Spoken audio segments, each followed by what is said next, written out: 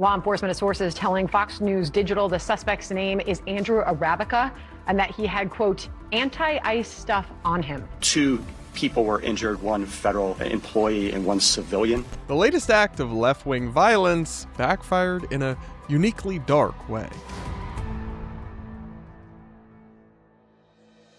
Hey guys, welcome back to the show, your home for independent and nonpartisan commentary and analysis on politics, media, internet insanity, and more. We're going to talk about a serious story, a major attempted act of political violence in New York City, targeting an ICE facility that also is an immigration court, and the whole thing makes no sense, and another crazy person is doing crazy things as society spirals into chaos. Anyway, we're going to watch some reporting, then I will reveal some additional details because this particular incident backfired in a way that is so counterproductive, even from the anti-ICE perspective. Anyway, let's watch.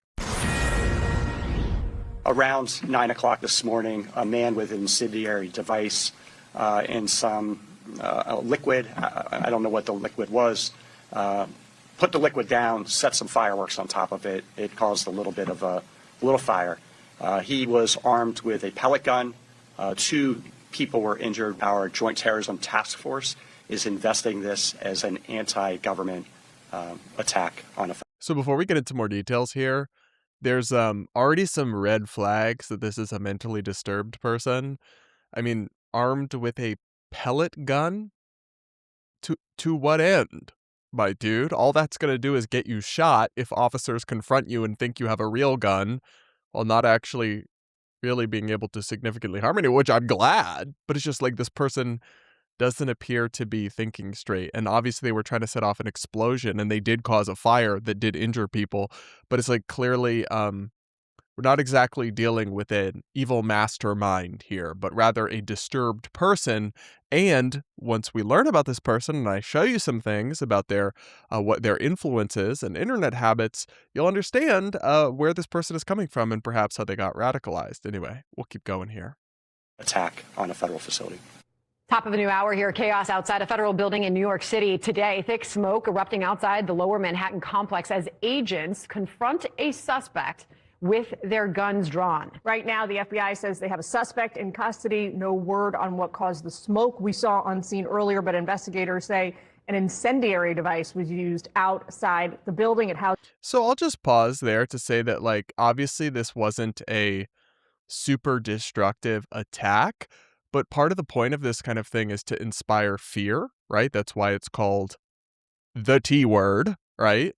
And it would be very scary, particularly in New York City, but really anywhere, to see officers running to the scene after some crazy person just lit something on fire and there's smoke. It's like you would fear for your life. And even if ultimately they did not kill anyone, which thank goodness for that, it still has a chilling effect when they successfully do make people fear for their lives just for showing up to work at an immigration facility, which also includes an immigration court. And this is where things get insane. So you have it's wrong to attack ICE facilities and attack ICE officers. Of course, that's totally wrong. But I'm saying it doesn't even make even remotely sense to attack this kind of a place. And this shows you how this kind of idiotic violence often catches up people who aren't even the targets. There's immigration defense attorneys, or not, they're not defense attorneys technically, but immigration attorneys defending their clients, trying to help them not get deported, appearing in court there. There's immigrants themselves in this facility and in this court. It's so foolish and so dangerous. It's really crazy stuff. But of course, it's egged on by the hysteria and the rhetoric, as when they announce the identity of this suspect will become clear. Let's watch.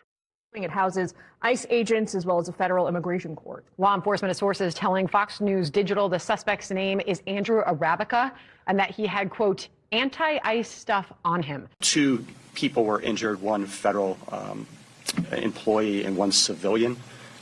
Minor injuries. They are both treated and released. Democratic politicians who frequently criticize ICE are striking a different tone than normal after this morning's attack. House Minority Leader Hakeem Jeffries said acts of terror and violence will never be tolerated, while New York City Mayor Zohran Mamdani posted in part on X, quote, "What occurred outside 26 Federal Plaza this morning was deeply disturbing. I'm relieved no one was seriously injured and that a suspect is in custody. My team is in touch with the NYPD and we will support the federal investigation." Sorry, but I appreciate the statement from Leader Jeffries, calling out the terrorism, condemning it. Why is Zohran's statement so vague? What happened outside the facility? No, how about you? I get that he's not condoning what happened, but or you could include a very explicit statement to your side, the far left, which is the one behind this type of obviously, violent act. There's different types that are motivated by different ideological types. But you could say very clearly, our opposition to ICE must always be peaceful, never cross the line into this kind of dangerous, reckless, and immoral attack. Like, you could say that very explicitly, and he doesn't, which I do find sus. Sorry, not sorry, I do find it sus. Now, the detail here that was later revealed that is so deeply ironic about this attack is that the one civilian who was injured was an immigrant. Yes, the heroic guy who thought he was going to stop the new Gestapo or whatever by lighting fireworks on fire and flammable substances and bringing his pellet gun, this mentally disturbed freak, he ended up injuring an immigrant.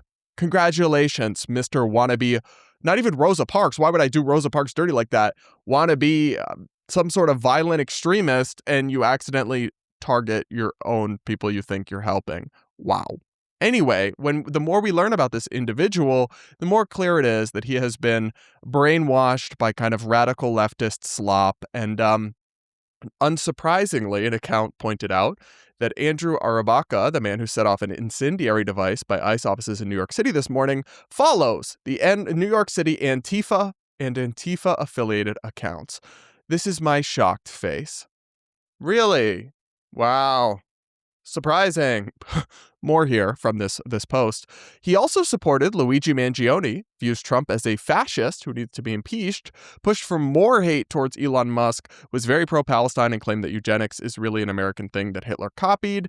Andrew is also a massive addict with the majority of his feed full of it. And I actually went and verified this and looked at all the different posts. And some of those are just opinions that people have, and that's fine.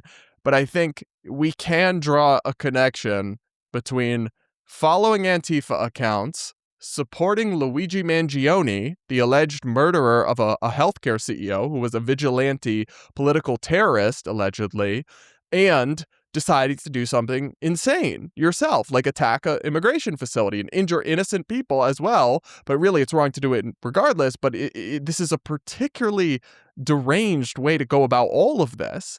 And it just shows how this stuff is like a Pandora's box you just can't open. It never goes well for anyone. It makes everything worse, right? But this guy, of course, was influenced by all this stuff, and that's why I call it out. The free Luigi, or he's so hot, he's so fine. This insanity, when you valorize and glamorize people who allegedly murder people in cold blood, you encourage more violence and more people get hurt. It's like, this isn't hard. This really isn't that complicated, but so many people have done that in particular. And I don't think we can really disconnect this from the broader hysteria and alarmism and fake news about ICE, which I have to be crystal clear, is not the criticism of ICE, is not even the people who want to abolish ICE, though I disagree with that. I have been very critical of the Trump administration's handling of ICE and some of these crackdowns and a lot of it. That is totally fair game. But the hyperbolic alarmism, saying that ICE are the new Nazi troopers, the new Gestapo, this kind of thing, I think that is reckless. Because what if that was it's not true, but if that was actually true, I mean, at some point people are going to violently resist the Gestapo, the actual Nazis, right? In the same way, when there's constantly viral misinformation about ICE and about immigration issues, then people get stirred up to this dangerous extremist perspective by things that literally aren't happening. I'm going to show you an example of this. This is a TikTok video with more than 2 million views claiming that ICE has purchased incinerators because they are turning their detention camps or their detention facilities into concentration camps like the literal Holocaust, and they are disposing of bodies in mass. This is, of course, not real.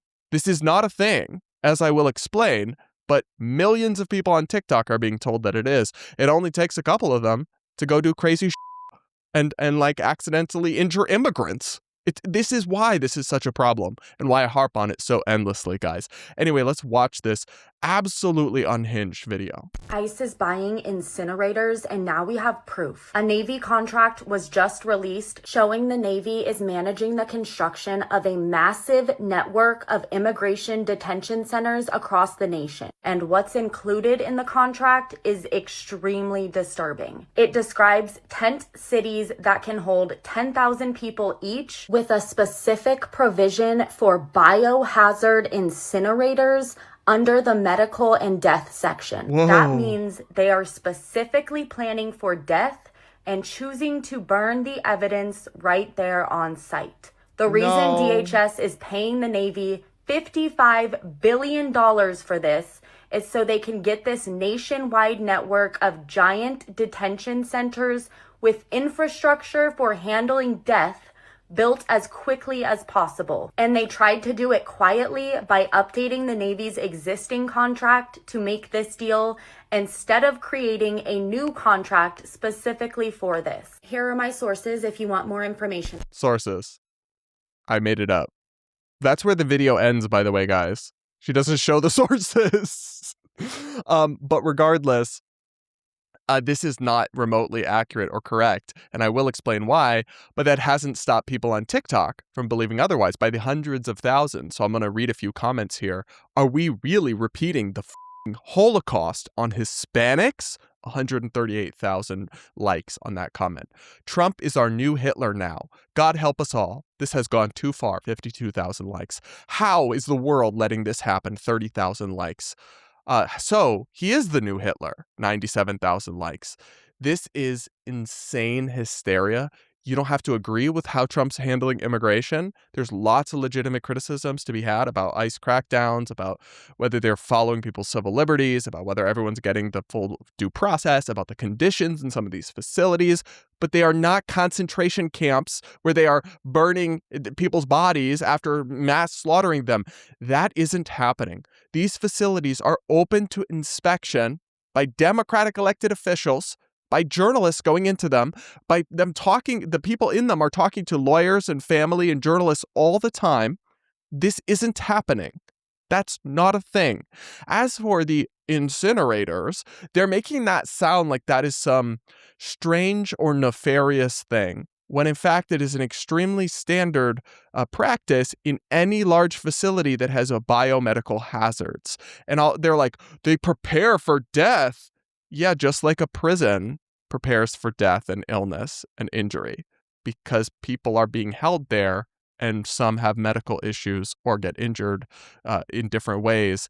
And then, yes, you do have to prepare for some number of deaths. Now, every one of those deaths that happens in an ICE facility should be inspected, but also like the record of them is known, and it's not even hundreds or thousands, it's a couple dozen, I believe. Yeah, I just looked this up, and the San Francisco Chronicle has a database of everybody that's died in ICE facilities, and it's up to 48 deaths since 2025, since Trump took office, which is obviously, a significant number of people passing away. Some of them are certainly, because of natural causes. Anytime you have tens of thousands of people in facilities, some are going to have a heart attack or a stroke or a sudden issue. And then, some of them might be because of some form of mistreatment. It should be investigated, of course. But we are so many leaps away from Trump is America's Hitler and they're exterminating people in camps. And yet hundreds of thousands of people actually believe that to be true, actually what's happening. Yes, and the whole thing about the incinerators is absurd.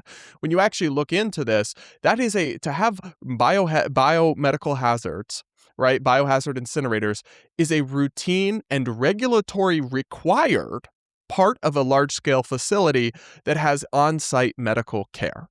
right, which includes a hospital, a prison, a clinic, a military base. All these places have these kinds of incinerators for this purpose. It is not some insane, weird, rare thing, really. And it's not even the same thing as body cremation equipment, right? That's not even the same kind of incinerator. It's a debunked rumor and a conspiracy theory, yet millions of people believe this. And then this insane hysteria that's not justified by the facts. And yet are we supposed to be shocked when somebody who is in that kind of information ecosystem goes and acts like this?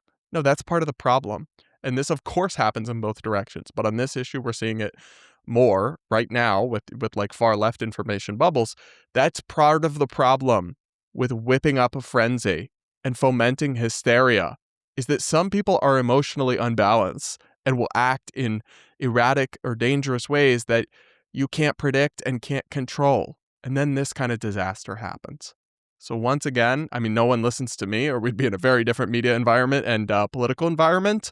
But we've all got to take a deep breath and calm down and stop with the hysteria, stop with the misinformation, stop trusting random TikTokers who make these insane assertions and nodding along like it's gospel.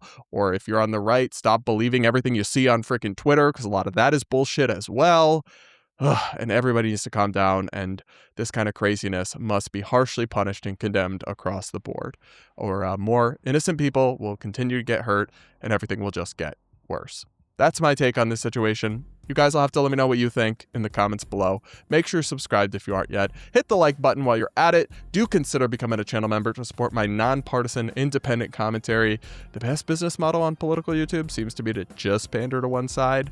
You can make millions of dollars or whatever, but I'm not really willing to do that. So I do need support from viewers like you. Hit the join button or click the link in the pinned comment to become a channel member. And with that, guys, we'll leave it there for this one and be back with more real soon.